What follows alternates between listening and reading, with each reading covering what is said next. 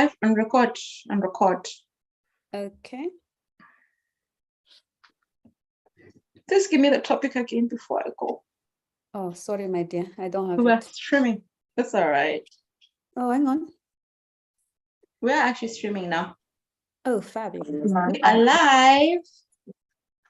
Hello. We are live. We are live. We are live while everybody comes on. Well, welcome, welcome, welcome. Welcome, everybody. Oopsies. Sorry, that's me. Would you like to record as well? You know, for future purposes. Welcome to the crazy world, people, where we run out. There we go. We're ready. We're recording. Keeping it real out here in these black swans. I know. Oh, we thank God for lives. Yes, yes, yes. Living all over. They show the realness of the real. Exactly. While the black swan coaches are getting all real.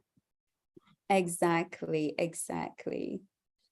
So, over to you, Coach Unique. I'm good. Hello, everyone. Not many people have joined us so far, but welcome, Coach Yvonne and Mama Swan. We never actually called you Coach Chengi, do we?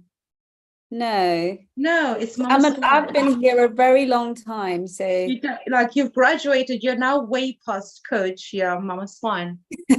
I'm gorgeous. I'm everybody's mama. So what's going to happen to us, Unique, when we've been here for what seems like forever? I think we have to graduate to aunties, and then from the aunties, then we'll become the mothers. Right. Mother. Not even just mama, with the mothers. Okay. Right. Okay. But while everyone is joining us, well, hello, Swans. Hello, and welcome to the Black Swan Relationship Academy. My name is Unique Sabanda. I am your head coach, and I'm being joined by Mama Swan today, Chengi, and Yvonne, our marriage coach, and all things sensual within the marriage thing. I'm sorry, but she asked me to host today, so it's going to be one of those. We'll be laughing a lot. I'm the naughty auntie. Yes.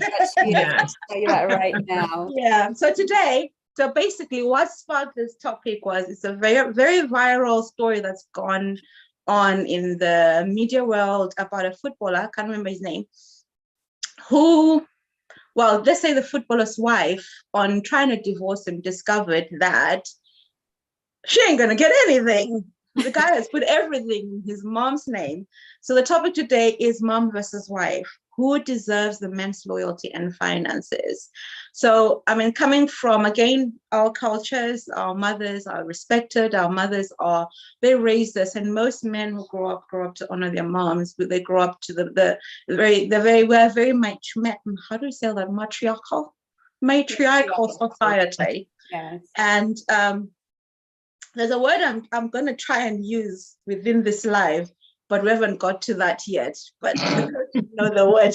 So good. I need a chance to use this word today. I'm going to see if I can bring you in, Coach Unique. I'm going to bring you in. Yeah, I'm going to give you the opportunity. Yes. Yes. So this poor woman went to court to file for divorce from this man. And Lord behold, crestfallen self. Well done. Behold, her crestfallen self discovered that she could get nothing. The man has decided, I'm going to put everything in my mom's name, and we are going to discuss, okay, who's right, who's wrong? Like, what do you think? What are your views when it comes to relationships between two individuals and extended family, especially moms? And most homes are brought up by most men, well, not most men. We're growing up in a society where most homes are single parent homes. So does the man owe the mom loyalty even past marriage? Does he really have to leave and cleave, as the Bible says? Because I guess living and cleaving in the olden days was because you had parents to leave and cleave, but whereas now it's just your mom. If you leave your mom, who's fending for her, who's looking after her? So I'm gonna start with welcome all of you. Thank you so much for joining us. If you have any comments at all, please put them in the live chat. Let us know where you're coming from. Let us know what you think. Let us know your views as well on the story. There's a lot of background to this story because basically she found out that there were rape allegations, which is why she filed for the divorce in the first place, and only to find out that he had already done this as she was filing for the divorce. Was he right? Was he wrong? Let us know what your opinions are. But I'm going to hand it over to Coach Yvonne. Coach Yvonne, what do you think about, let's hear your opinion. What do you think? Okay. When I first read this, I actually spoke to Chengi about it. I think it was maybe the latter part of last week when I heard about this. And I actually said to her, look, I don't get it, because the way in which I read what we were going to be speaking about, I said, you had put in, it looked as though, you know, is the young gentleman sleeping with his mother? What's going on? Because I don't understand it. So I said to her, okay, let me tell you what my point of view is when I read this. And I said, okay, I've got a son.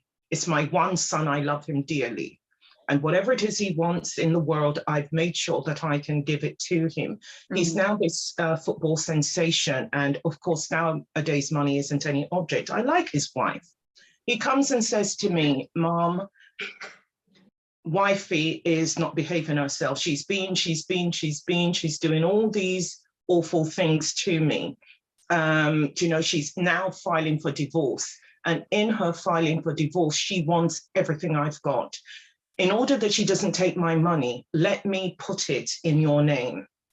Now, the mother doesn't know any different. She sees the girl when at whatever the time of day is, she'll come visit, she'll go and do all the things that she needs to do. But when her son, her one and only son, complains to her of his wife and all the atrocities that the wife is doing to him, which mother would not say to him, of course, darling, you cannot do that. She's going to say, protect your money, protect yourself. Of course, let me do so. Yes. And so he puts it in her name. Now, when all the allegations come out and the mother hears what truly went on and now realizes, oh my goodness, this is wrong. But now it's too late because she's already signed the papers. Everything is in her name. There is now nothing can be done. So my first thing to this is, what did the boy tell his mother for her to agree? Because she also has to understand, look, yes, you are my child, but the fact that you are now married, I wasn't there when the two of you decided that you were going to get together. I've welcomed her into our home. Now you're telling me you want a divorce and you want to put it in my, do you get what I mean, in my name? She doesn't have any other choice basically but to believe whatever story he's told her. So here the gentleman is totally and 100% at fault because number one, he's done all these things to his wife. Number two, he's brought his mother into it. And number three, we know about it because it's out there in the stratosphere. Who doesn't now know about it? So look at what he's done to his mother and look at what he's done to his wife and all the shame basically that has come to her door. Not just her, but the mother is being looked at like, I'm a monster for doing, do you get what I mean? I've taken bread out of my grandchildren's mouth. How are the grandchildren going to live because of what he's done? So on so many levels, this young man is so wrong. He hasn't taken responsibility at all for anything that he's done wrong. And everything seems to be about me, me, me, me, me, me, me. I've just got to protect me. And what about it? I am. But what about your children? How do they manage? What about your mother? What about your wife? One wrong decision has caused so many lives to be torn apart. And now everybody knows it because everything that you've done is out there for the world to see it. Yeah. And I love how you say everything's out there for the world to see, right? And is it really the man's fault or is it just the culturing, his upbringing? Can we say the mom is not at fault in this situation? Do you know what it is? When you read something in the newspapers or you hear about something on social media, you're getting one side of it. You're not getting all the sides. And you know what? Everybody has got a part to play. we feel sorry for the wife, we feel sorry for the children, we feel sorry for the mother, we even feel sorry for the young man because he's totally misguided. So here's, the thing is, she did it because he came to her and asked, but what did he tell her for her to do it? We don't know what he said to her. Did she hate her daughter-in-law so much, the mother of her grandchildren, that she would put her grandchildren's livelihood at risk? The person who's at fault here, can blame be apportioned? I suppose the answer is yes, because the gentleman did it. It wasn't a case of the mother go to him and say, you know what, let me hide your things and put it in my name. If the mother had done that, then she would have been so wrong. But if he goes to his mom and say, do this for me, and she says yes, what else is she supposed to do when she hears the story of whatever it is he's told her? So until we know categorically what went on between mother and son, we are just speculating and looking at what's being given to us. And from what's being presented, he's done his wife and his children wrong by not making sure that they are provided for, even if she was in a position to provide for herself. Surely his children should know that mommy and daddy may not be together, but daddy has provided for us. He's, paying for the roof over our head. He's making sure we've got clothes and everything else mommy, supplies. What is his children supposed to say of him later on when they grow up? And this is there for them to see. And I was actually going to say, welcome to a few more people have joined us. Welcome. We're just discussing this topic about mom versus wife. Who deserves a man's loyalty and finances? So I'm actually going to ask Mama Swan to kind of chime in, but more in the context of, because as an academy, we look at relationships, and this is a perfect example of dynamics within a relationship. Like, who really, we'd want to say there's anyone to blame. Let's put it that way. No one's really to blame, because like Coach Yvonne said, we don't know who said what and what was not said and what was da-da-da. From the context of this particular story, we know that the woman had her own career. She was a model before. She had established herself. So it's not like he had any reason to hide money. It's not like he had any reason to be scorned. But again, like I said, we're taking bits and pieces from here and there. So Mama Swan, I'd love you to talk about the dynamics of this particular relationship and how it relates to us every day as Black Swans. And you should be the perfect hostess. Don't you all think she's super great? And isn't our coach unique, just glaring all over the show? I think we'll just have to turn off our screen while some of us are talking. I love your hosting skills, young lady. Okay, so that's a really good one. And as both of you were having this conversation, you mentioned the issue of culture, and that always plays a part. What marriage means in different cultures is very different. In the Western world, marriage is between the man and the woman. And yes, there's the extended family that we all have to manage. In certain African cultures, marriage is between two families. And in certain cultures, it's really the marriage of two families and coming together of enterprises. In some levels of society, it's a business agreement. It's a deal that we make to keep the money within the two families that want to be rich forever. In different parts of the world, marriage means different things. I guess we're going to. So if we're looking at this whole situation from the Western lens, then of course there's going to be different types of judgments that are going to go through this. So what I would do is always go back to the scriptural lens, because I feel that that's, whilst how we do it might be different, I believe that the principles are universal. And the biblical principle is that a man must leave, which tells us something. Because I when this story came out of this footballer and his wife, my son sent me the whole thing, and he was just like, ha ha ha, he cheated the system, yes. And he sent it to his mother, thinking I would be that mom who'd be like, yes, son, give me the tens, right? And I think he was a bit taken aback when I said, you you better not do that to my daughter-in-law and my grandkids. Yeah. Because when my son marries a woman, she becomes my daughter. She's no different from the woman that came out of my womb. Mm. Okay, that is my spiritual obligation to her. She's to me somebody I pushed out of my womb, and she is to me somebody I care for like blood. Mm-hmm. And my expectation of my son is that he chooses well, because I, like King Solomon's mother, had taken the time to teach him how to select a good wife.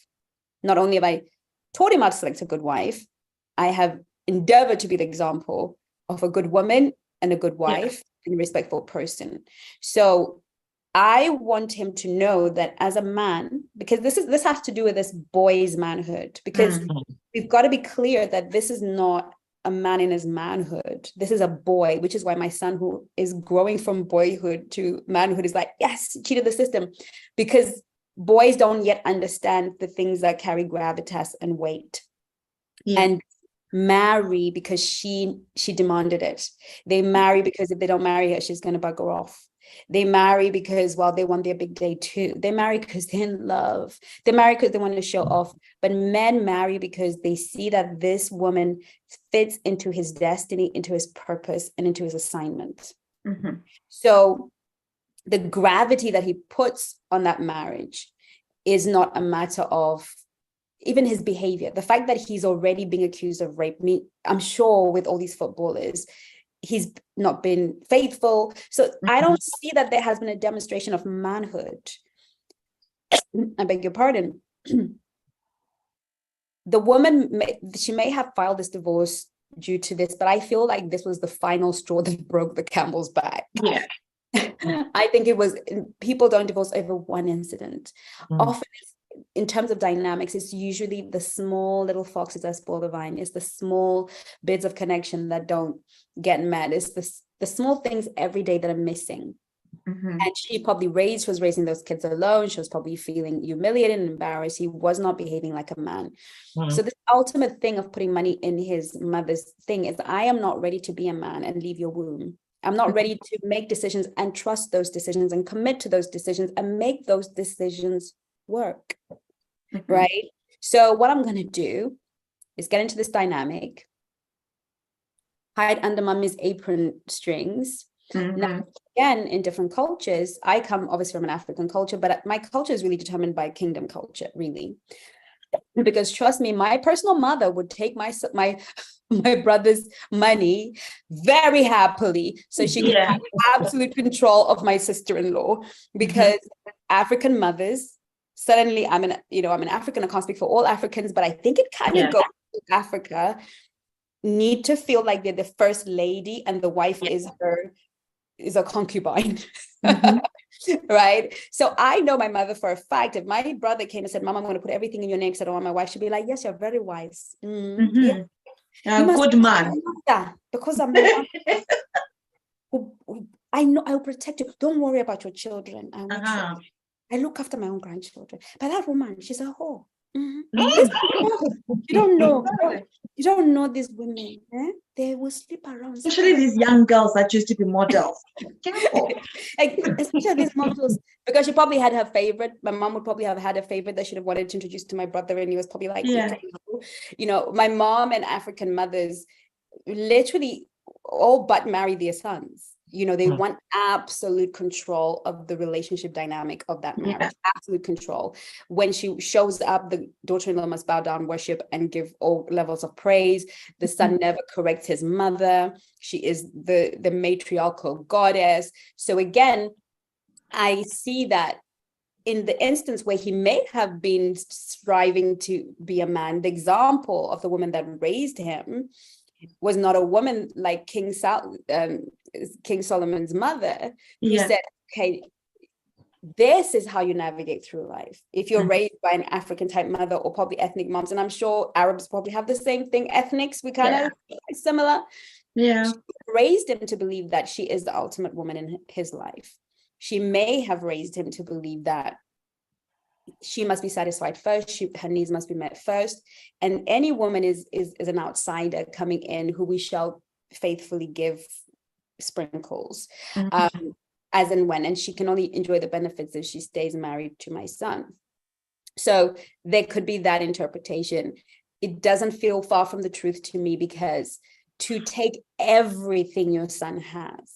Yeah. It's one thing if you say, I'll take your properties maybe, and then the rest, but to embrace everything, like Coach Yvonne said, maybe she was told that this woman, I caught her in bed with 4 different men or whatever. She thought everything. She may have been doing it from that perspective, or she may have been doing it from the perspective of, you know what about it?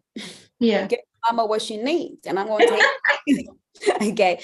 And because it happens on continents at such big levels, I think a lot of people don't realize. So when you marry a man, understand his culture. Yeah. Definitely. Understand the dynamic. Because trust me, my ex-husband, his mom was English. She was the best mother-in-law a girl could dream of. Yeah. The English lady, blonde hair, blue eyes, just utterly adorable. I mean, she just treated me with such respect and love, and always took second place to me when it came to her son, right? Always. What does Chengi want? What does Chengi need? Speak to Chengi about that. Lovely. So if you're marrying into an English context or Western context, honestly, there's just that culture of your wife comes first, go talk to her, whatever you guys agree. They don't take sides. They're very loving. Then, you know, I have dated men and been in relationships seriously with men whose mothers were problematic, and those men happened to be Black men or from ethnic origins. Yeah. Actually, I have a question before we go into all of that. I know we've talked about the whole. First of all, I need to touch on the first thing of abdication of responsibilities when it comes to men. Is this what they're getting from their mothers? And then the next thing is that whole cultural difference as well. Is it really the responsibility of the mother to raise the son and teach him how to be a man, or is it something that he can learn from other family members and actually grow into it himself and then be encouraged by his wife? Because if you look at it, from the stories, again, this woman was older. Is it a mother wound that he's now looking for someone who will continue to mother him? He's looking for someone who was already established. And again, you touched on the topic of him not being fully grown as a man. So when a boy is taught to abdicate his responsibilities, so I'm sure this didn't begin from here. So what I want us to touch on is the dynamics of how we raise our boy children for them to then become husbands, because really what we are now doing, it's so funny. We shared a clip on our coach's team about how this woman caught the husband cheating, and she came after the woman. So are we not doing the same thing here by coming after the women, the mom and the wife, versus the mom versus the wife? Are we abdicating or helping this young man abdicate his responsibilities and dish it out? So whoever wants to, the ball's in your courts. Coach Yvonne. Do you know what I wanted to say whilst I was listening to what Chengi was saying and talking about culture? I was looking at this earlier on today, and as I was looking at it, they were talking about Islam, and Islam, it's the mother. She is the matriarch, not to be questioned, and why. She was the one that gave birth. She was the one that gave life. She was the one that pushed. And so anyone who comes, whether it's the daughter-in-law or the son-in-law, everyone, her word is final. Her word is law. And that's how their culture works, and nobody questions it. But when you talk about here and you're talking about this young gentleman, what surprises me is that he went to his mother. And there's no mention of a father around. I don't know, but I've not heard anyone mention. The father passed. Yes. Okay, so there was nobody in the household. as a male influence to him in order for him to know how to behave as a man. When you're a footballer and the world is your oyster and you're getting paid an obscene amount of money every month, you believe you can do what you like, when you like, how you like. So do you get what I mean? All bets are basically off. And if you want to misbehave, then the club, if you're not too much of an embarrassment to you, will make everything go away if they can. But with rape allegations, that's something that even the biggest club in the world can't, quench that. They can't quash it. It's got to go through the processes. Mm-hmm. But my thing here is, when we talk about mother versus wife, it's the tabloids and everyone who's come up with this is pitting two women against each other. Mm-hmm. It makes it sound like the wife is over here saying, poor me, look at what is happening to me. And the mother-in-law is over there saying, you know what serves you right, whatever it was that you did. It isn't two women pitting against one another. If this is an only child, the father is now out of the picture because he's died. The woman is fearful of losing her son. So what is she supposed to do? She's not going to be. He has brothers, young. Sorry? He has brothers. Oh, okay. Whatever it is that they are doing, she doesn't want to lose her child. So she made an error of judgment here in saying, of course, I will do it for you. The gentleman himself made an error of judgment because number one, he shouldn't be hiding anything from his wife or his children, because even though she has got money, what is he teaching his sons for future? They're going to know that my father did this. So they will think, oh, it's okay for me to do that should the situation arises, because even though he may not be in the picture now because of wherever he is, this is still going to be something that will follow them. So they all think, okay, he did it. So this is my, this is my blueprint. This is how I can live my life. Yeah. I think, sorry to No, we're just gonna go over. I'm gonna just disappear because I need to create some ambience. But yes, you were saying. What is really troubling, and it's a good conversation we're having in terms of pitting two women against each other. Before I say that, Ajaisha says, in my experience, some men have to operate as their mother's husbands in the absence of men in the household. Absolutely. Yes. So again, there's that scripting going on and that conditioning that's still at work. And it's an easy trap for our kids to fall into. It was an easy trap for, I had to be very, very conscious to make sure my son was never my husband. And I think we end up making them our husbands because we don't want to date, because we don't bring men into their lives that might abuse them. So by not dating or not opening ourselves up to romantic partners, we actually end up leaning on them in ways we've got no business leaning into them. And then they, and men, and because they're still men, they're very protective of their mothers and they want to, play man of the household. But for me, it was always important to do that. But I think that's an incredibly powerful point. And this goes back again to parenting. Yeah.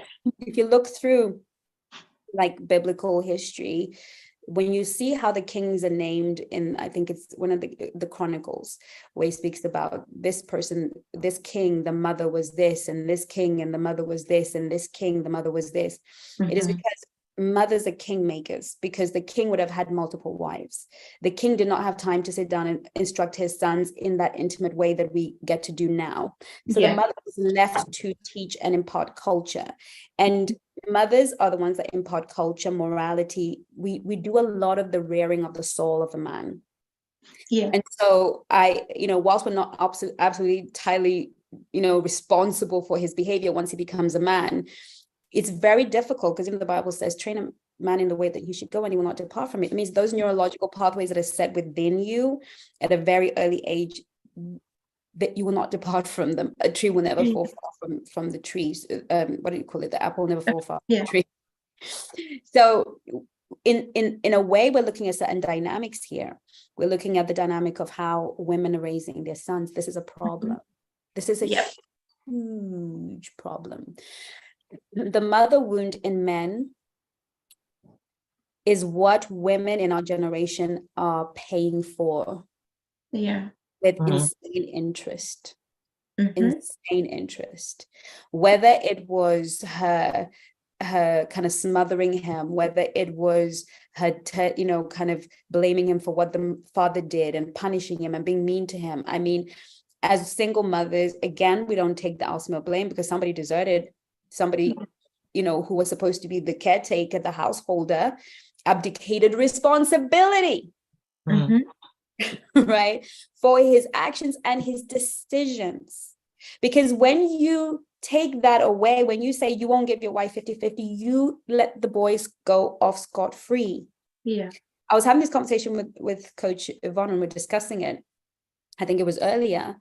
And I said, if my son were to make the wrong decision and he chose the wrong bride, number one, he's going to pass it through me anyway, because men hardly marry without getting the okay from mom.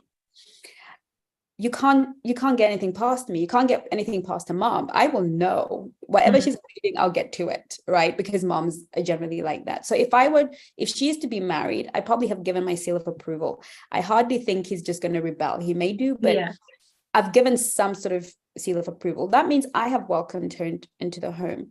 Now, let's say, he marries her whether I approve or don't approve. Things go wrong.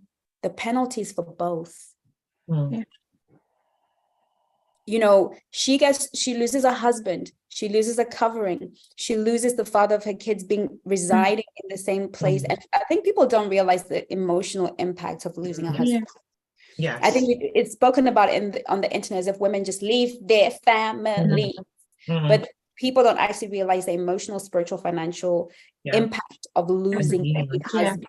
And I can tell you, and we can tell you because we've all been divorced, that it's insane, right? So she's going to lose that. And 50% is hardly what your kids had in the first place. No. And you must experience a 50% loss to understand that bad decisions come with repercussions. But never try and hedge the bets when it comes to big investments.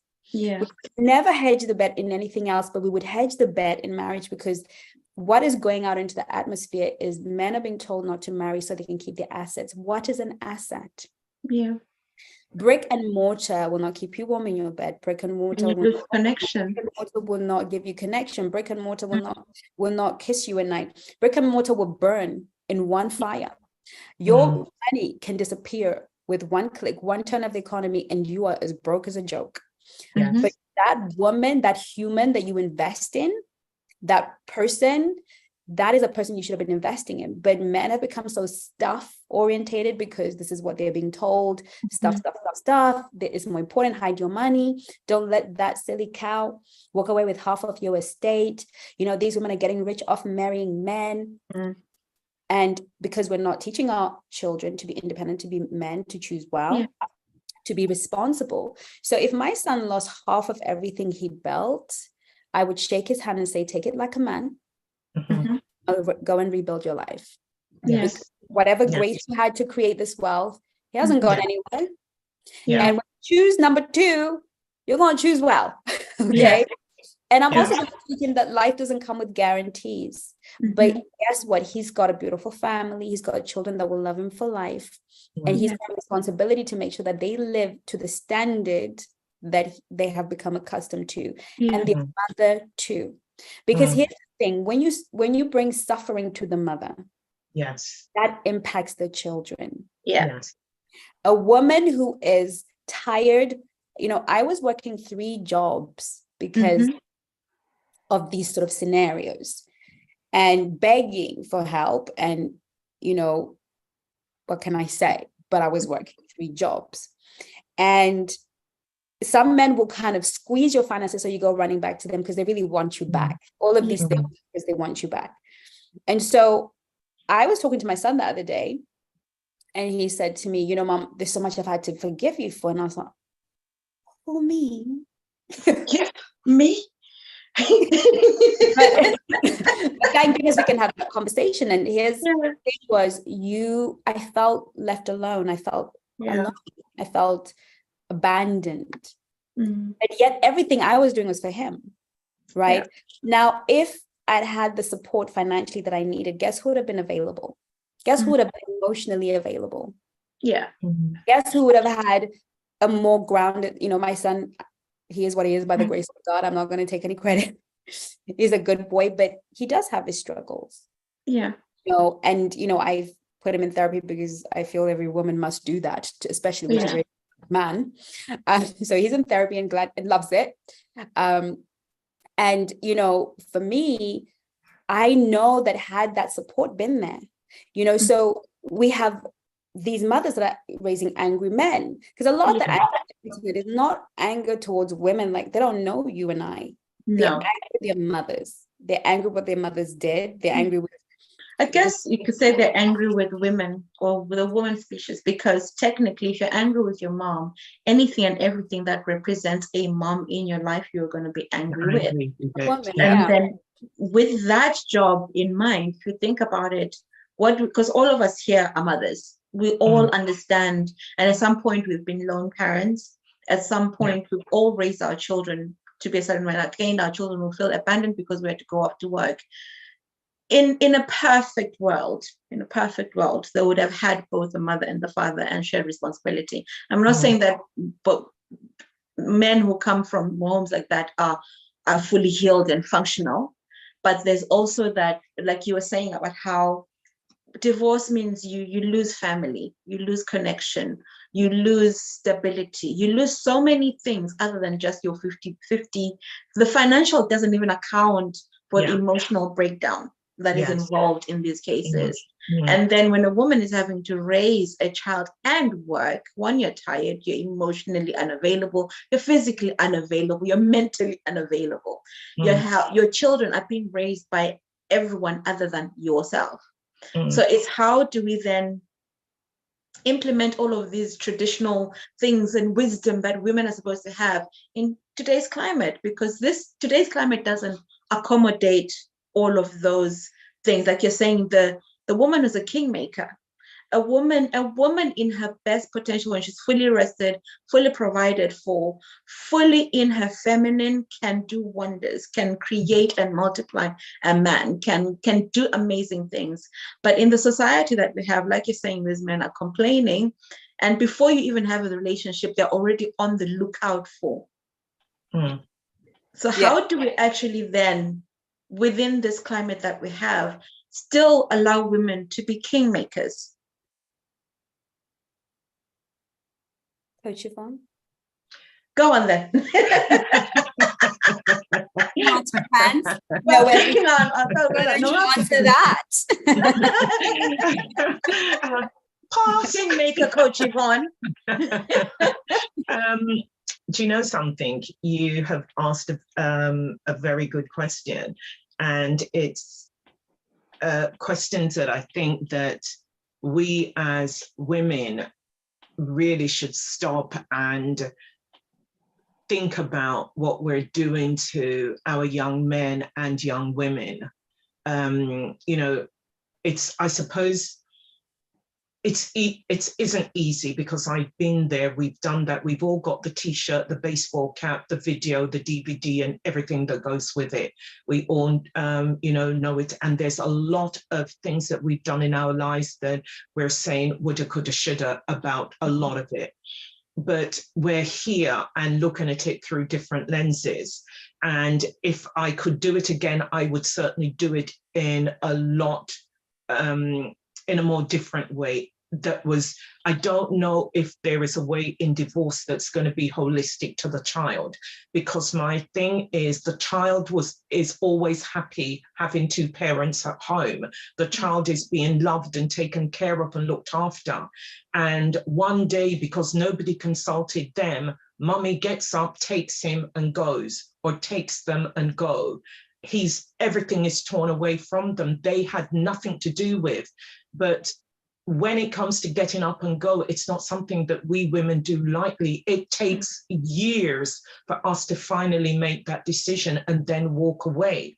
So in the fact that you've walked away to now be able to develop a king, it takes a certain kind of woman who is going to go, because she's masculine and feminine. but most of her energy when she's there is masculine, because she's working, she's trying to keep body and soul together, she's trying to keep the home together, find some place for the child to go that's going to be safe, and doing everything that she possibly can to support them. The last thing that's on her mind is, I'm the mother of a king here, I've got to make him a king. What does she know about making anybody a king other than making sure there's food on the table? And it's not me being critical of women, of my sisters. It is the truth when you're out there working and doing. She comes home, she sees her son, she can just about hug him before she falls down doing 3 jobs. Do you get what I mean? And making sure the most that she can do is make sure that he tries to grow up being as unscathed as possible, just to protect him from everything that is going on out there, because it isn't pretty out there for our young boys, especially our young Black boys right now. So she's trying to protect him and do.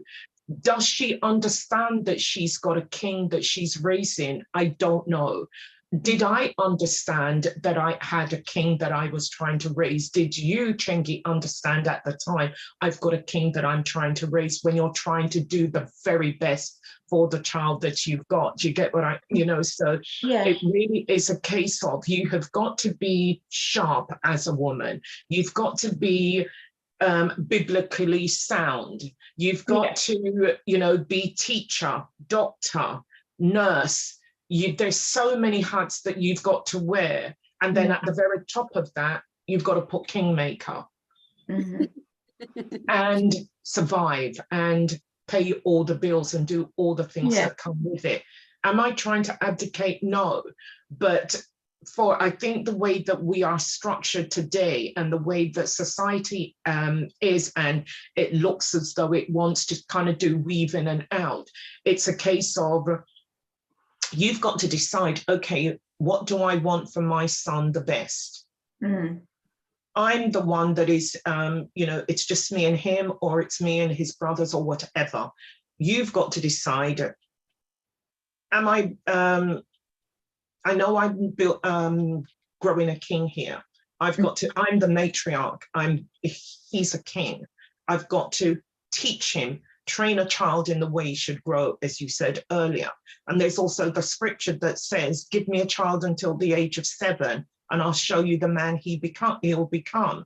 Now, from 3 to 7, he's only known his mum, because you left when he was that age. And all he's ever known is, mummy goes off to work, she comes home, she puts me to bed, and I see her when she takes me to the childminder in the morning. She doesn't have time.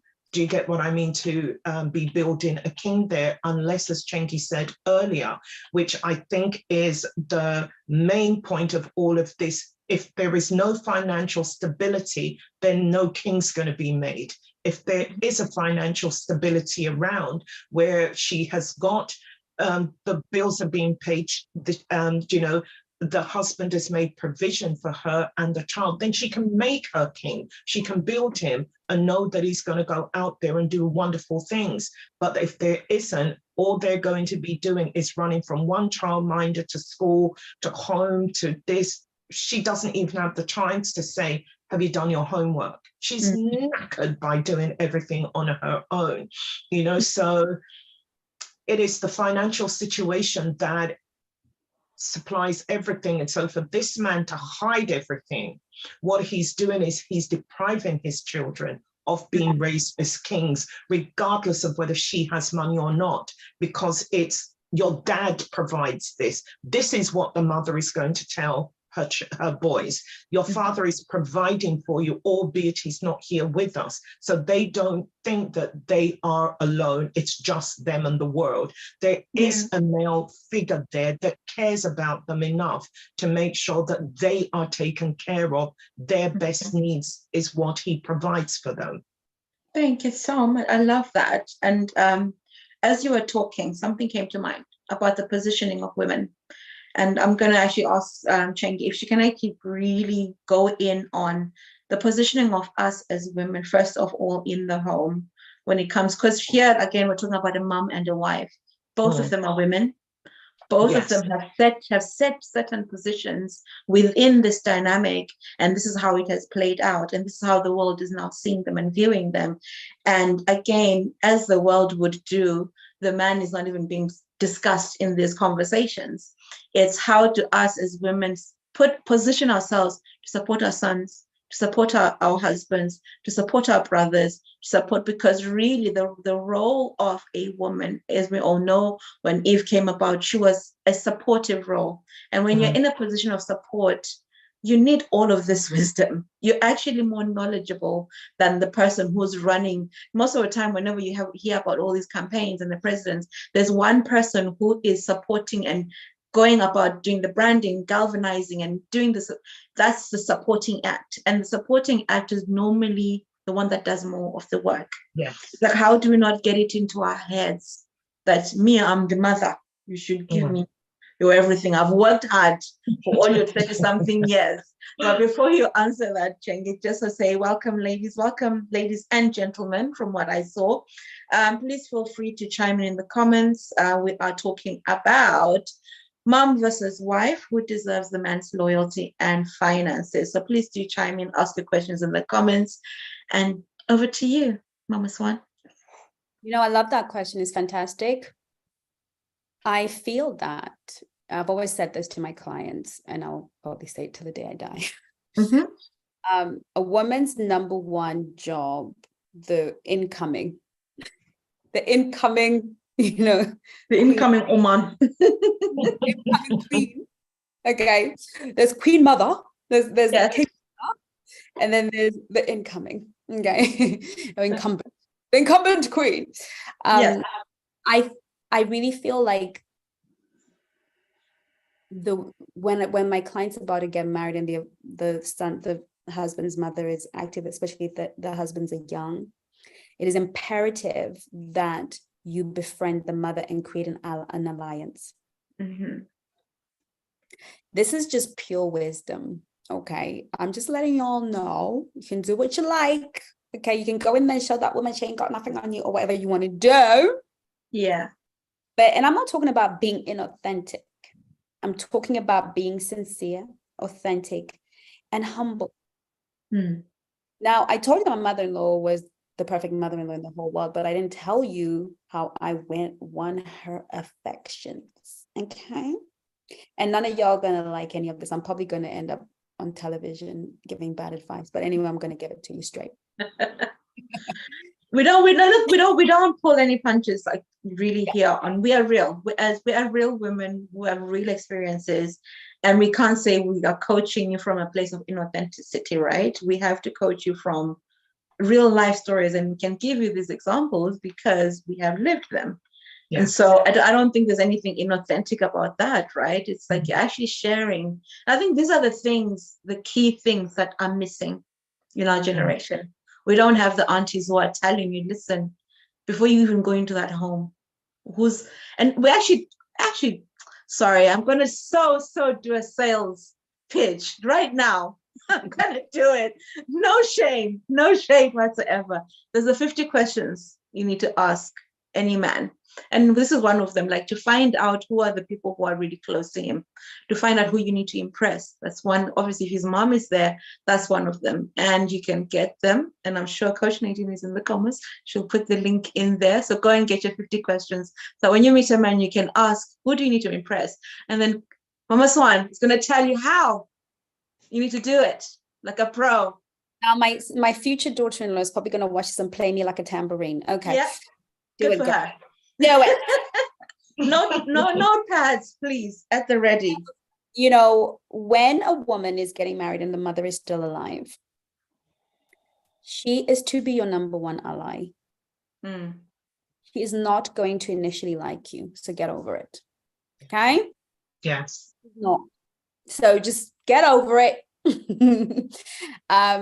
When I first met my mother-in-law, I am an African girl, and when you're an African girl and you meet your mother-in-law, you're to remain silent and only answer when she asks you a question. You don't go in there and start conversations, right? Yeah. So when I met her, I was sitting there quietly, and because she's Western and English, she thought I was really rude and, standoffish. Spanish because English people, now by the way, my ex-husband is mixed, but mom is white. So she, for English people, be conversational, ask questions. So, do you love your job? How are you? How was your day? And oh, that's really nice. And you call them by their first name. And I'm like, I cannot call my mother and future mother.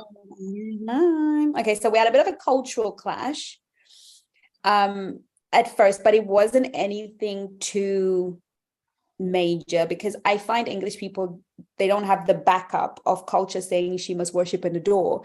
So but what I did is I realized that the mother's concern, a lot of us don't understand the mother's priority and the mother's concern. Mother's concern is always that you make her son happy and that you are good for her son. She doesn't be good to her, because what a lot of people do is they come and pander to the mother. Sylvia, oh, Jane, oh, we should go to lunch. We should go shopping. It's nice, but as a mother, and I wasn't a mother then, but I knew this intuitively from just the spirit of wisdom. The sisters are just as ruthless. The women in a man's life, as much as it is humanly possible, get on with them because they are your most powerful allies. And I actually think that I was married for 13 years because of my allegiance with a mother. Yeah. Now, what we do is when we face that initial rejection, that initial not liking, we stop trying. But I remember, because when we got married, our parents were not on board because we were 19. I was 19 and he was 21, so they thought we're completely lunatic. So, but, so they were not really happy about the whole thing. So it was quite a difficult sort of start. And, Christmas time, my mother-in-law decided she didn't want to lose her son forever. So she invited me over for Christmas, and I knew that it would be a hostile environment. So, I, and, we are, and I'm not saying to do this. Do not do this. It's not necessary, but I'm talking about a 19-year-old girl who's kind of following an intuition rather than really knowing how to do this. But I want you to understand the spirit of it and do that. Do the spirit. So we're all, the whole family is sitting there, everybody's kind of giving pleasantries and everybody's, you know how it is. It's again, I'm sitting there quietly. And then my husband at the time, he was wearing shoes with laces and he was really having a hard time taking them off because, he was like struggling. I just got on my knees and did his shoes. I took them from off his feet and I put them at the door. And that's the kind of wife I am, period. Okay.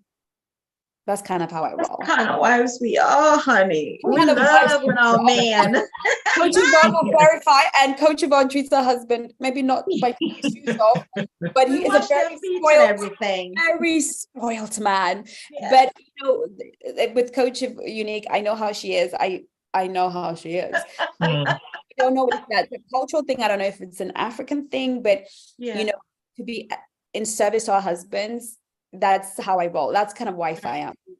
I love it. I enjoy it. I love it. So it was kind of intuitive for me to help him. So I just went on my knees and I undid his laces and I took them off his feet and I took the shoes away and I looked at him and I said, "Are you okay?" And he said, "Fine." For him, it was no big deal. He was so used to being treated that way. But they all watched that whole interaction. And from that day onwards, I was loved. Yes. Yes. That day, they loved me. They would beat him up if he even looked at me funny.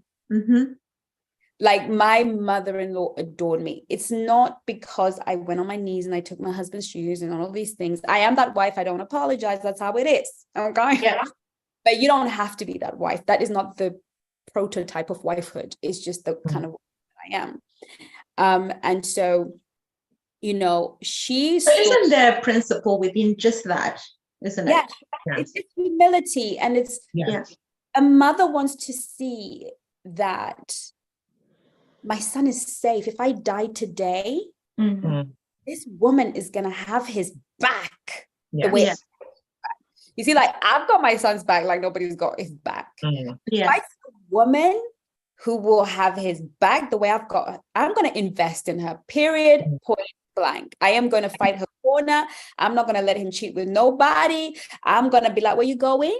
What's your wife saying? And this is what I'm saying is I had the most amazing relationship with my mother-in-law. Like, my husband didn't have a say. And if he did anything I didn't like, I would tell my mother-in-law, and she would have a word. She would gang up with me on him.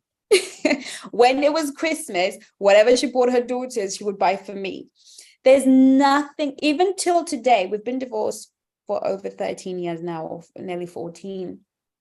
Till today, she'll say to my son, tell your mother I want to see her. She loves me.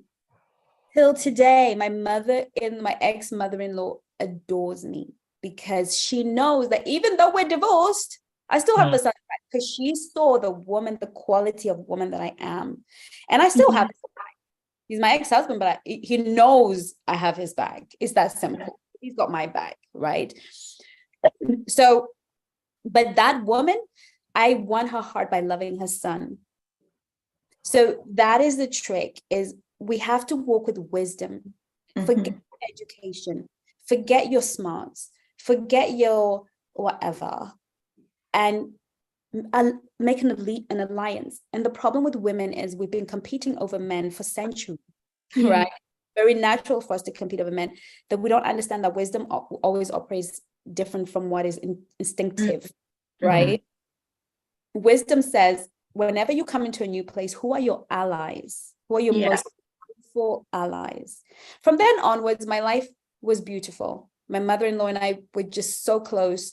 We had the most beautiful relationship. I swear, even now, if she passed away, I'd probably bawl like she was my mother, because of how well she treated me.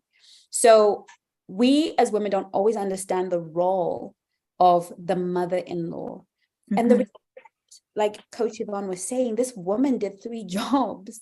I know my mother-in-law's story in and out. There's stories that woman has told me that even my ex-husband doesn't know.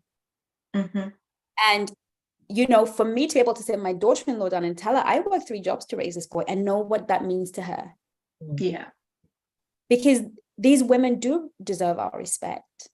Because without her, you wouldn't have a husband. You wouldn't have a fiance. You wouldn't have a boyfriend. Yeah, she's crazy. Yeah, she's a little mouth. Yes, she's got attitude. But that man came out of her womb. A mother shouldn't have to fight you. She shouldn't have to go to war with you to get your respect. That is something I want to give as a Black Swan, as a woman of honor and dignity. You should want to honor that woman, because you're going to have sons too, and you want a heritage of that. And I find that the contention comes with an unwillingness to yield. I'm not saying we don't have evil mother-in-laws out there. They're women that are just determined to make your life miserable, no matter what you do. Okay. With those ones, call the Black Swan Relationship Academy. There's always wisdom for you. But about often the dynamic we set from hello, when we're still the girlfriend that is being introduced. It's not about, oh, can I help you in the kitchen? That's nice. But if she does not trust your heart for her son, if she does not trust your intentions for her son, because what we do is try and charm her. The father-in-law, don't even bother with that guy. If you're pretty, he's in. That's it. But you also just go. The fact that his son has chosen you. Fine. As long as you're attractive, you know, father-in-laws, they're just like, oh, she's pretty, that's it. They, you know, that, because they're men and they're choosing with their eyes and they don't really care. You know, brothers, if he's got loads of brothers, even better. Same thing with the sisters. The sisters don't need you to be their friend. They're watching to see if you're any good brother. The moment they can put a stamp on it and say, yeah, she's for him, you're in. And that helps in terms of the dynamics, because even when we're getting divorced, his sisters will contact, are you okay? Is everything okay? Need our support. You know, it wasn't cantankerous. Now, he didn't have 50% of anything for me to want to take. Okay. That kind of party. Right. But there was still, if there had been a situation unfolding like this, I know that his mother would have been, she's been a good wife. She's raised your son. She's been with you for 13 years. And I know her. I know her spirit. I know that she may have abruptly left, but I know her spirit. And, you know, I'll still protect my son, and I'll still try and make sure you are protected and taken care of, and which she, you know, she waded in and, you know, carried the load and really, you know, carried him emotionally in every way, which I would only ever expect. But in this instance, you are not now dealing with son and mother against the hoe, or, you know, as far as they're concerned, I'm sure. Yeah. A sense of, this was my daughter, this is somebody that I loved, and even now I'll get presents and all kind of things. So I think we need to, in terms of, to answer your question, is to really honor the dynamic between mother-in-law and daughter-in-law. And I think with modern life and modern living, we have removed the sacredness of the in-law. You know, we have become so modern. We call them first name, certainly in the Western world, you know, where I come from, and I'm not sure about the Caribbean, but my mother-in-law is my mother. Yeah. At no point do I call her Sally Jane. I've never, even my, you know, my English ex-mother-in-law, I call her mom till this day, because I can't in me to call her by her first name, never have, never will, right? So, you know, already she's as sacred to me as my mother. And even when we divorced, my mom spoke to her and said, what happened to our daughter? Because my mom, there's no difference, because the moment she married into your family, she came out of your body. Yeah, exactly. And they had this exchange, because I am both their daughter. So, you know, I feel that we need to restore the sacredness of marriage, because what we're now doing are these business deals. We're doing these big parties. You know, there was a time when a wedding was a man and a woman wearing a normal dress, going to a registry, and just saying we're married and going to the pub, because it was, the marriage was sacred. The coming together, the vows were sacred. The marriage was sacred. Now it's sacred for a lot of Black swans. All my Black swans that are getting married. Shout out to well, hello. And before you actually go into that, I'll actually just go back to the whole principle of the humility thing, the humility factor. And I think sometimes we confuse being meek with being humble. And like you're saying, what I don't want women to come away with, okay, I need to now go and kneel and take my friend's shoes off in front of the in-laws. It might not work out. I think sometimes, especially this generation, we get caught in, what am I supposed to do to maintain this? Whereas it's really more about the principle and you as a person. Like, what are your values? What do you, for you to have even met this man, remember, he's seen you because of your values, your standards, just the way you are as a human being. And then how do we actually then translate that to the in-laws? Because it's really a matter of principle rather than, okay, I need to show the mom, I need to be this way in front of the mom. Because remember, femininity as well is not about being, it is about being rather than doing. And how do we maintain that principle of being when it comes to the in-laws? And Coach Yvonne, I'm gonna go to you, darling. Thank you. Thank you. You're so welcome. An innovation for Coach Yvonne. When Chengi was speaking, and I was listening to everything she said when she spoke about humility and everything that you know, goes with it, and I'm so glad that you mentioned that, you know what, this isn't, don't do this, it's not going to work for you. But the reason why it worked for Chengi is because she was just being herself. There was no grand gestures, and she didn't sit there and looked around and thought, you know, everybody's looking now, and she's testing out to see which way shall I slide down to go and do it so that they can see fully what I'm going to do. And then when she took she's undoing the laces, she's kind of looking around sneakily to see if anyone's watching her. Especially in you know, these days of Instagram, so you need to make sure you angle yourself the camera angle, so just in case someone takes a picture, you need to be doing the Yeah. laces like that. Exactly. And you know what she's doing? She's tapping the person across from her. I'm going to do it now. Yeah. And then, Are you she ready? slides down and do. And this is, because a lot of people who are going to listen to this, maybe not next month, next week, but next year, will maybe just somebody will just hear that one clip, cut it, and then post it thinking that's all this conversation was about. And then what they're going to think to themselves is, those black swans are mad. I ain't taking no man's shoes off. Nobody's asked. Do you get what I mean? This is not what it's about. Take it. And that's why you said at the beginning, listen to what I'm saying. Don't do it, but understand the principle. And when you understand the principle, it's not because I'm doing it for it to be plastered over social media. I'm not doing it because I want the mother to see that I care for her boy. No, I'm doing it because at the time I loved him. I could see he was being distressed. I wanted to help him, so I did what was natural. I would do it if we was at home and he was struggling, same way. This is how we are, and that's what you were showing. So if nobody's getting hold of that, then let us say it again. Don't do that. Understand the principle of humility. What she and when you speak of humility, it's a dirty word, humility, because humility means I'm under the finger and I'll work and I am, and the story's long.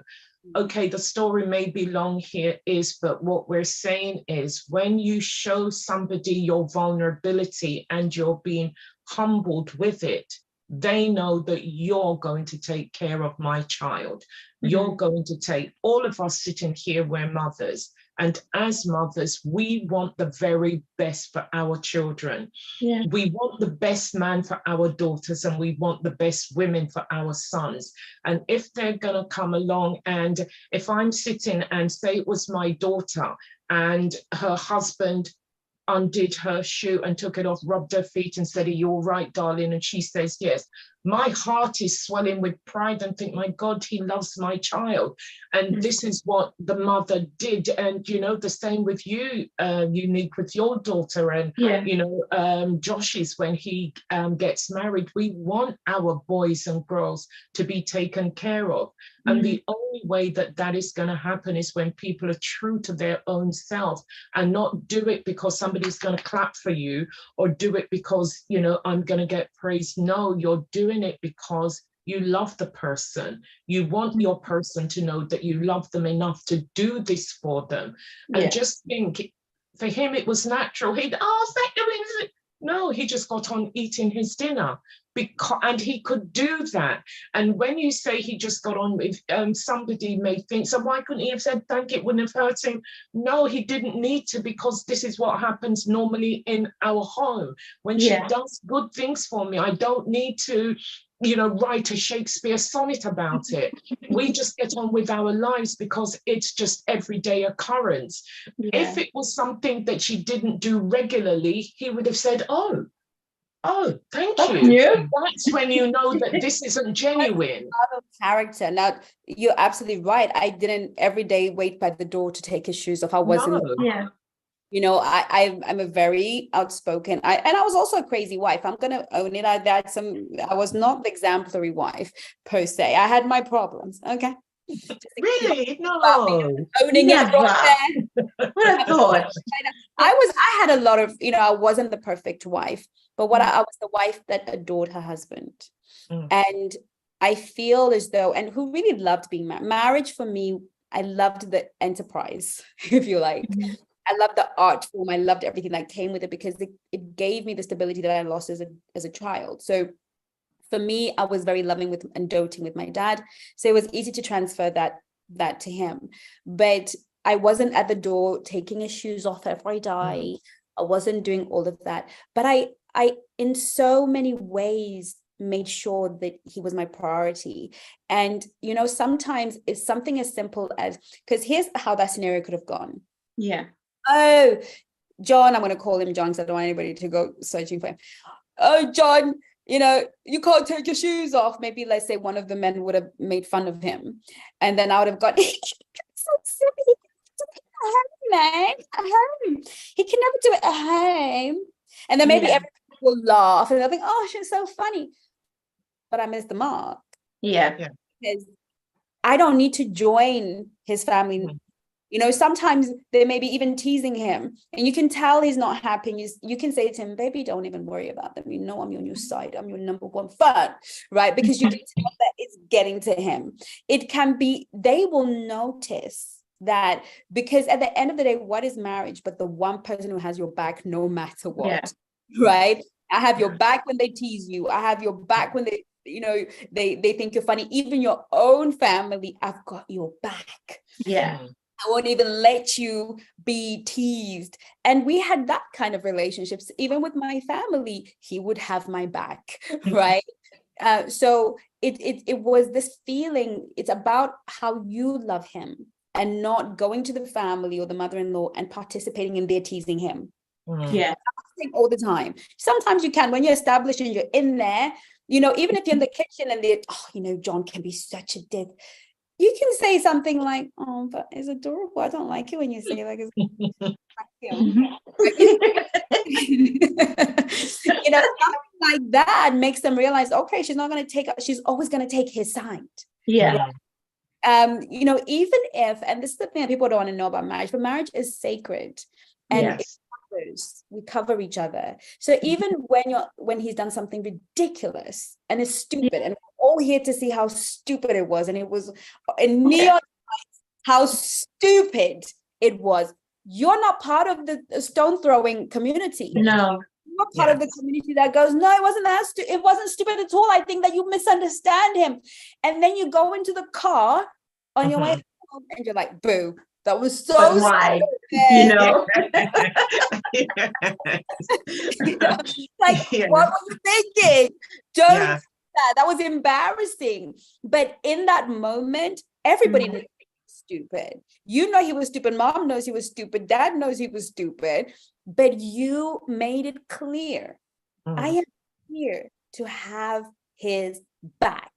Yeah. And when family sees that is not whether you take his shoes off, you know, sometimes even wiping something off his nose. Yeah.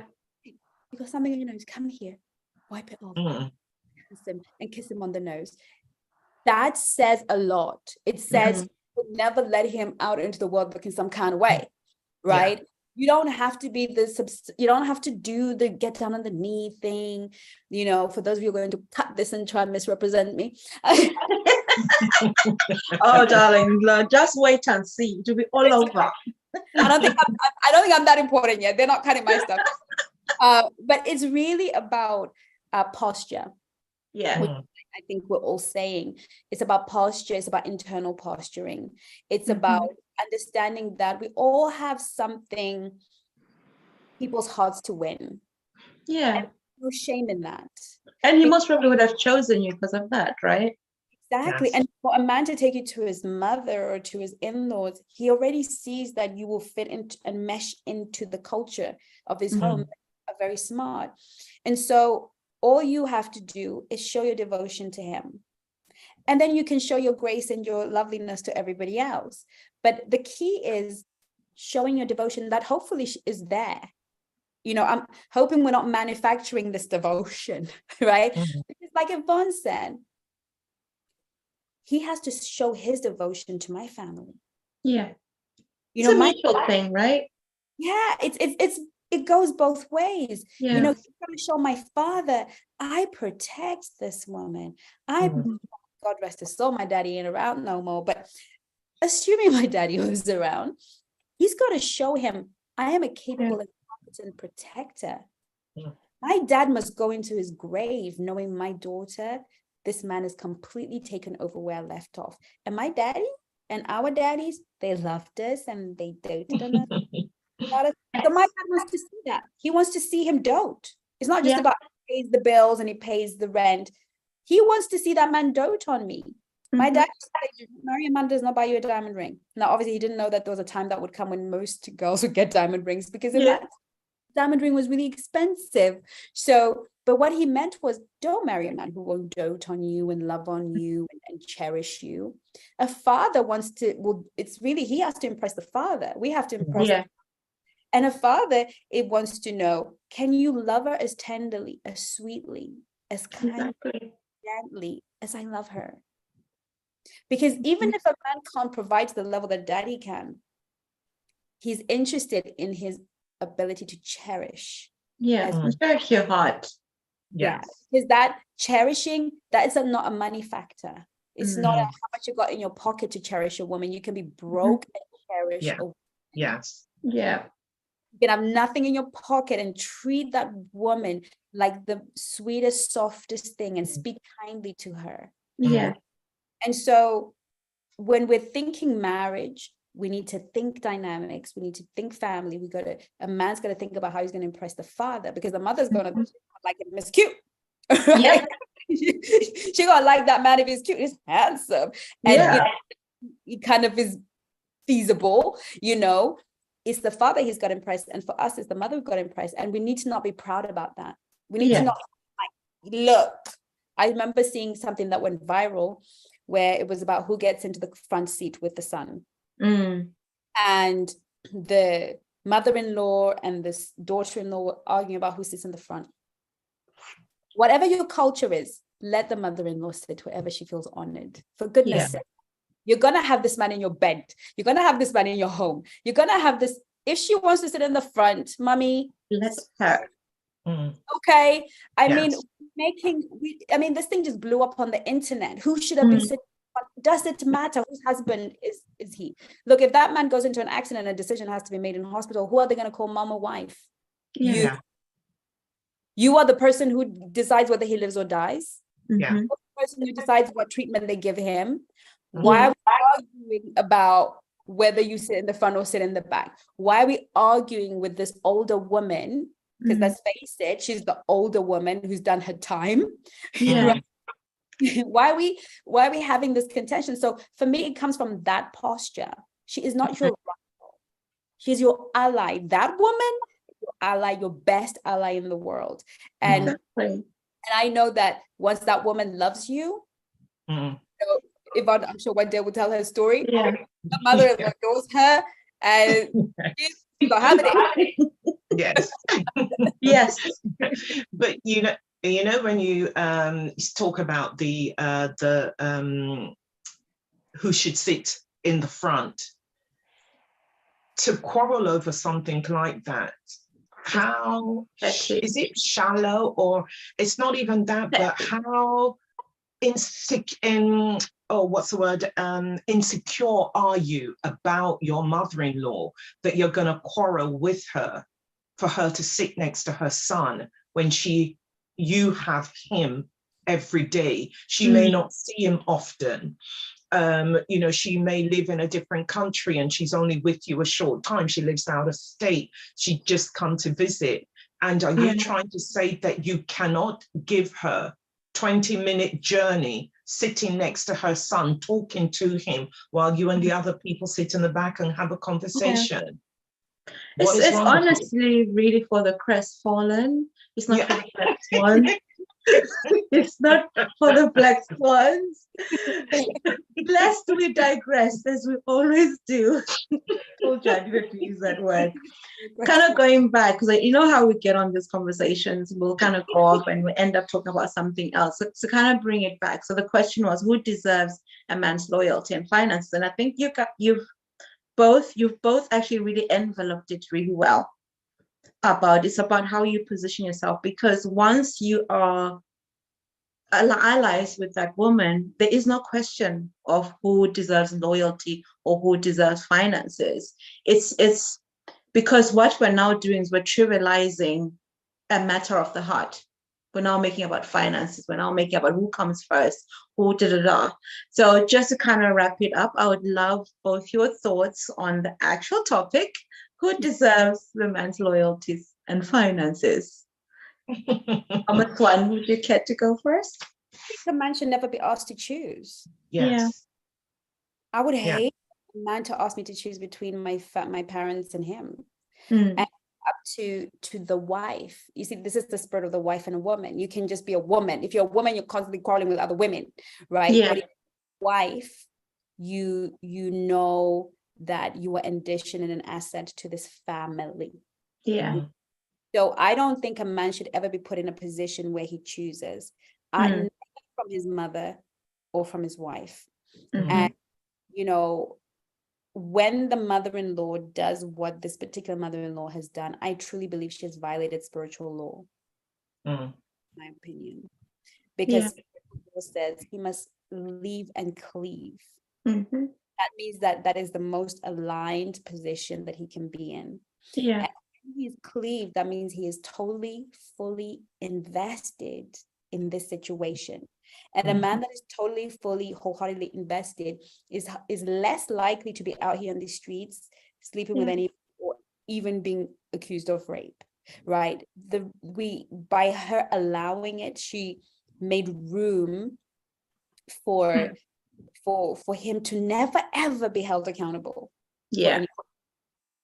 You see, so for me, I don't believe that a mother-in-law should violate like that.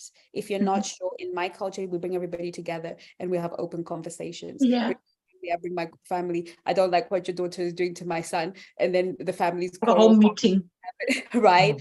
But for me, that is more authentic, more honorable. If you don't trust her, have it out. Let's have the conversation.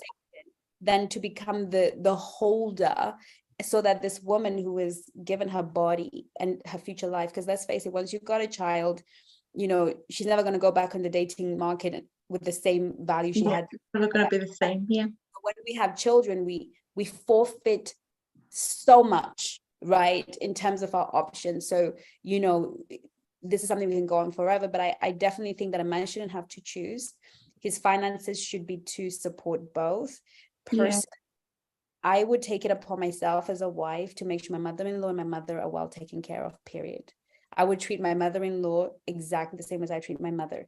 If I'm helping my mom with financially, she's getting the same level of financial help.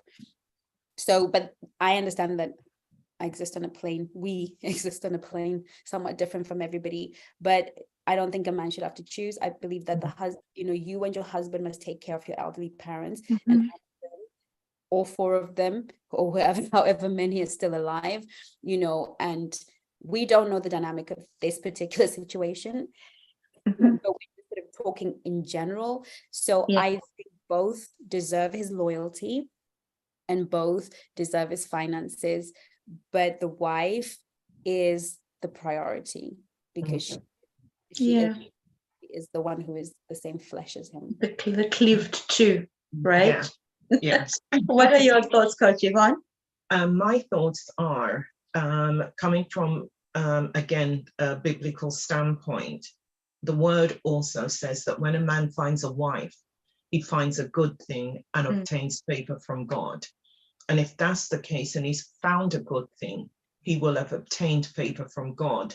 And if he's obtained favor from God and he's supposed to cleave to her, then priority shouldn't be decided between the two. It is evident what he's supposed to do and make sure everybody's taken care of. So I'm in 100% agreement with Chengi. But I think what I find jarring about this is the wife versus. It makes it sound like there's a Goliath battle going on between these two women. And now that this thing is somewhat calming down, I suppose both of them are looking at it and everybody's looking at it and thinking, shoot, the mother probably feels bad about, you know, allowing her son to talk her into it. The wife is also thinking whatever it is the wife is thinking, because there are other extenuating circumstances going on within the marriage. The marriage it doesn't sound as though everything in the marriage was rosy from, you know, what has been emerging about this young man.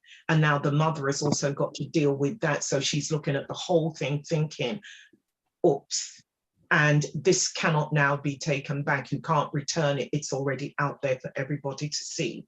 So I think it's a case of, you know what,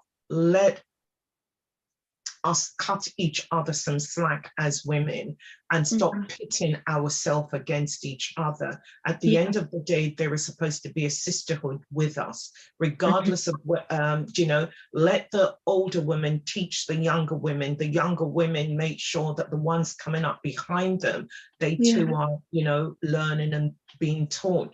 And let us stop this, the wife versus the mistress, this one versus this one. Let's stop the verses and let us just live together in unity and strength and in love. Heal the world, make it a better place There for you you go. and for me and the entire human race. I can't help being sloppy, you know me. I totally agree. I totally agree with you, because again, like both of you have said, it's really about the way we position ourselves as women. Yeah.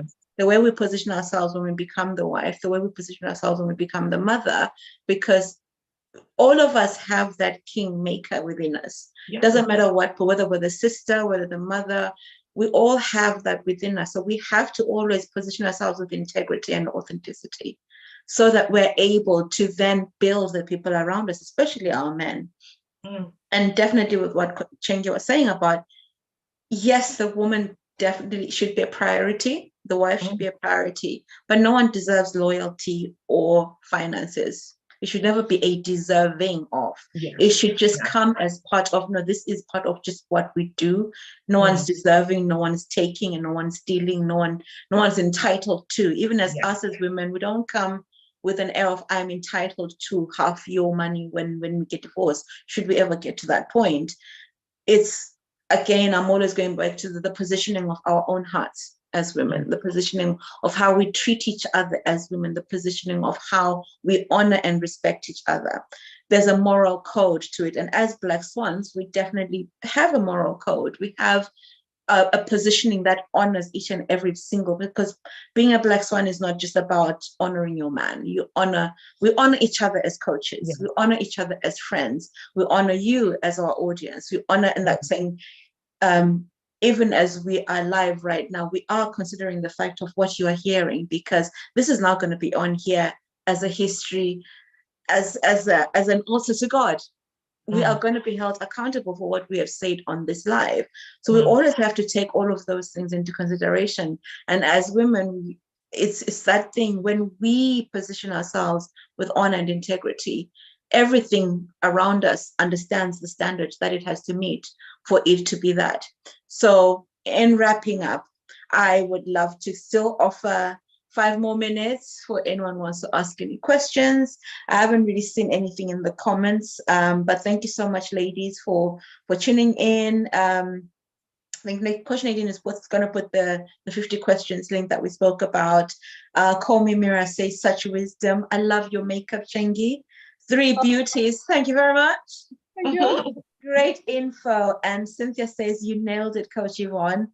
Coach Yvonne has got some wisdom on her. Actually, you should join the app, because Coach Yvonne shares some wisdom nuggets every single Wednesday that you definitely should not miss. So if you're a woman and you're on this live right now and you do not have the Black Swan Relationship Academy app, please download it now. And more of these things will be discussed in there. And of course, just join us on all channels. Follow, subscribe, like, share, comment, invite a friend. And I think, can we talk about Swan Nation? But can I just ask a quick question? You spoke about, the 50 things to speak to men about. Yes. This woman whose husband has done what he's done, she's going to need the breakup clinic. So I think we should also talk about the breakup clinic. Actually, she's going to need a coach. She's going to need a coach. She's going to need one-to-one breakup clinic. And, she's going to need to join the Black Swan. And she's also going to need to do SMAS and mentoring. So she's going to need it all. SMAS, for those who don't understand, it's a soulmate attraction course. Yeah. And she's definitely, and all of these can be purchased on the Black Swan Relationship Academy app. Exactly. There you have it. Thank you. So I was actually, I haven't still no questions. I was just going to go, we have an amazing surprise for you. Cool. What is it? That's what I was waiting for, drum roll. Come on. we're going to have a surprise for you. So we're going to be starting our term next week, Swan Nation terms, and we are giving you a 7-day trial. So you can come into the academy and see what is this all about for 7 days. Like you can come in and walk around and see what we do, what how we run the lives, all the videos that have been done. I mean, you know what? If I were not a Black Swan, and right now what I would do, I'll take 7 days off and literally just join and soak in everything I can. And literally just take, because we've got over hundreds and hundreds of videos from previous lives that we've done on Facebook, on the app, not necessarily on the app, on the actual, on your dashboard when you join. So it's like we're giving you an opportunity to come and see what we're all about. So it's an open week. You can come and join, bring a friend, come and attend the Zoom calls, which are on Tuesdays, Wednesdays, and Thursdays. And if you have any questions, honestly, feel free to post them in the chat. Even when we finish the live, feel free to post them in the comments and we'll be able to get back to you. And any of your opinions are very, very welcome. We are an education-based relationship academy. We want you to learn. It's not about, oh, let's just share our opinions. We want you to be educated, to have healthy, mature relationships. We want you to win. We want you to thrive. And this is why we do this. We put aside time every Tuesday. So if you have missed this week and you're just joining us now, come back next week. We'll have another juicy topic for you. Just don't want to tell you what it is yet.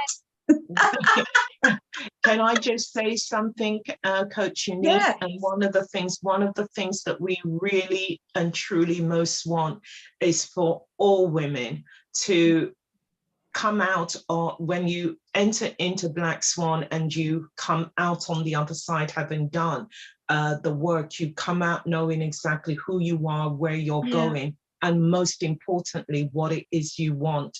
Because when you know what you want, you're never desperate, because you know how to position yourself to get it. Exactly. And you can show up authentically, because for you to position yourself, you need to be able to know who you are intrinsically on all facets. So I don't see any questions. So we're going to call it a night. Thank you so much for joining us today. It has been amazing. My name is, I just looked at the live. My name is not Huawei P30, by the way. My name is Unique Swanda. I just forgot to change my name on the Zoom because I logged in with a different phone. But my name is Unique Swanda, and I am your head coach here at the Black Swan Relationship Academy. And today I was joined by Mama Swan, Chengi, and our marriage coach, Coach Yvonne. Thank you so much for all joining us. We are tasking all the coaches to join us, so we'll be seeing them very soon. Yes, and that's thank you so much. Thank you so much. Coach Nadine is in the comments as well if you need any questions.